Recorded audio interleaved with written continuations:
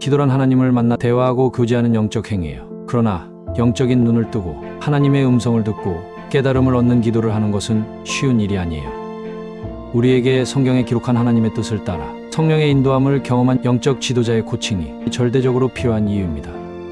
기도를 열심히 하려고 하지만 하나님과 동행하는 기도의 수준에 오르지 못하기에 형통한 삶과 평안한 인생은 그림의 떡일 뿐이죠.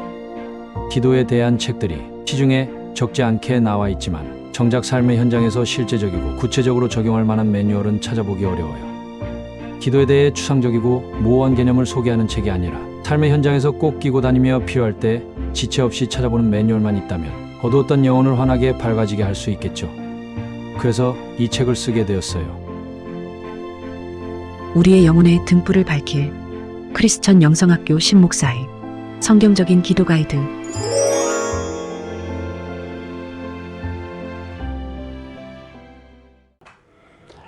오래전에 제가 대전에서 있을 때 귀신을 쫓아달라고 했던 어떤 자매에게 축출기도를 하던 중에 이 자매가 계속 귀신이 나갈 것을 선포한다고 외치는 것이 아니에요.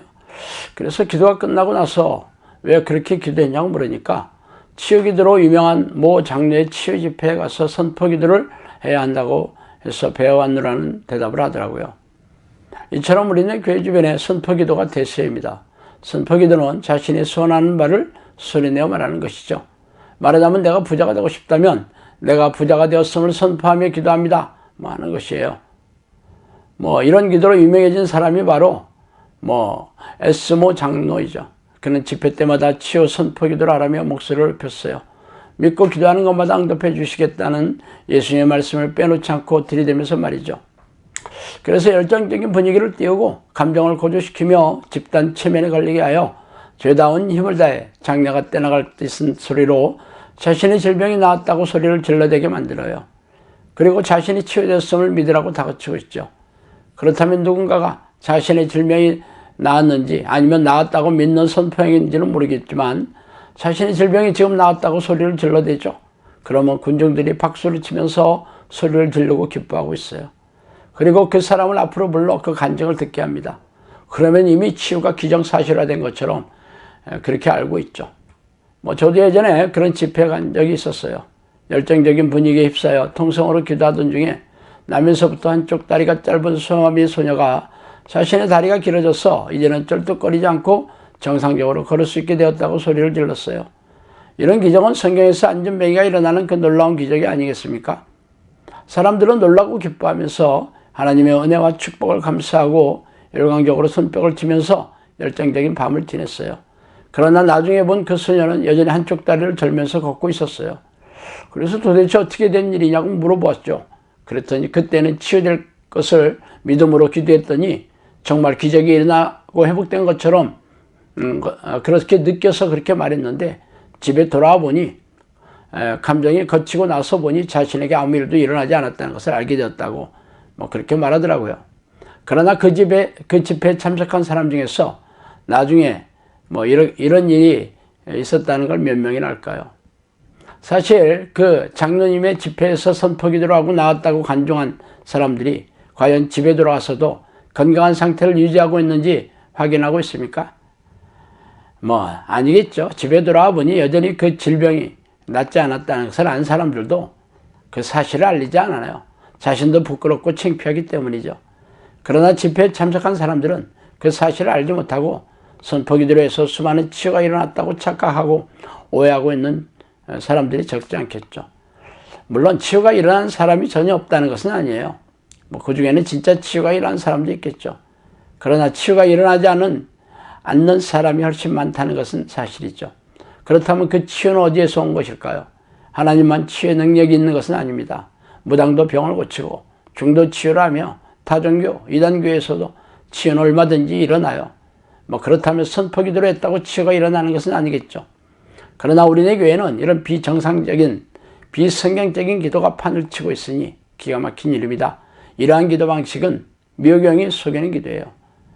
또 관상기도를 살펴봅시다. 관상기도는 로마 카톨릭 수도원의 묵상기도가 발전된 상태의 기도이며 이를 추구하는 이들은 본질의 직관에서 오는 기도라고 주장하고 있어요. 이 기도를 주장하는 이들은 기도에 깊이 몰입이 되면 하나님을 만나 음성을 듣게 된다고 주장하고 있더라고요. 이 같은 기도법은 힌두교의 뉴에이지 사상에서 유래되었으며 초월명상이나 마인드 컨트롤 혹은 불가의 참선과 비슷하죠. 마음을 비우고 생각 속에서 떠오르는 내면의 힘을 붙잡으라는 것이에요. 그럴듯한 말이겠지만 영적 세계를 전혀 모르게 이런 주장을 하고 있습니다. 이들은 하나님만 알지 속에는 영인 미혹의 영에 대해서는 전혀 알지 못하고 있죠. 저를 찾아온 어떤 형제는 예전에 초월명상을 하는 데를 찾아갔다가 귀신들과 접신하여 오랫동안 고통스러웠다는 고백을 하더라고요. 또한 호흡기도, 호흡기도에 대해서 알아볼까요? 호흡기도는 호흡 훈련을 통해 성령을 들이마시라는 기도 방식이죠. 사실 호흡과 명상은 이미 이 교도의 명상 훈련에서 많이 사용했던 방식으로 묘경을 만나는 위험천만한 기도예요. 그렇다면 왜 이와 같은 특정한 방식의 기도가 왜 비성경적인지 알아봅시다. 거머리에게는 두 딸이 있어 다오다오하니라. 잠언 30장 15절이죠. 구하여도 받지 못하는 정욕으로 쓰려고 잘못 구하기 때문이다. 야고보서 4장 3절입니다. 여호와는 악인을 멀리하시고 의인의 기도를 들으시느니라. 잠언 15장 29절이에요. 그러므로 너희 죄를 서로 고백하며 병이 낫기를 위하여 서로 기도하라. 의인의 기도는 역사하는 님이 큼이니라. 야고보서 5장 16절이죠.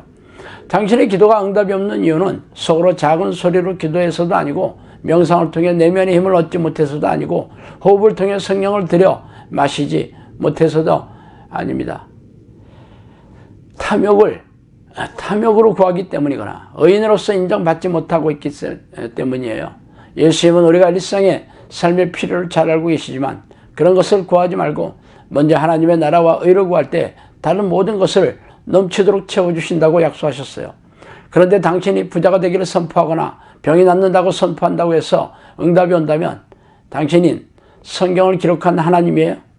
그동안 우리네 교회에서 기도가 응답이 없는 이유는 하나님의 뜻을 구하는 기도가 아니라 자신들의 소원을 채우고 탐욕을 이루는 기도였기 때문이며 평소에 기도하지 않다가 문제가 생기면 다급하게 금식하고 작정하며 새벽 기도에 나와 울며불며 기도하다가 또 하나님의 은혜로 문제가 해결되면 기도도 자동적으로 끝났잖아요.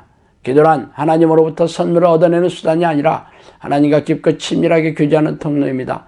그러나 하나님과 사귈 생각이 없다면 하나님과 사귈 생각이 없는 교인들이 문제가 생기면 큰 소리로 선포한다고 응답이 오겠어요?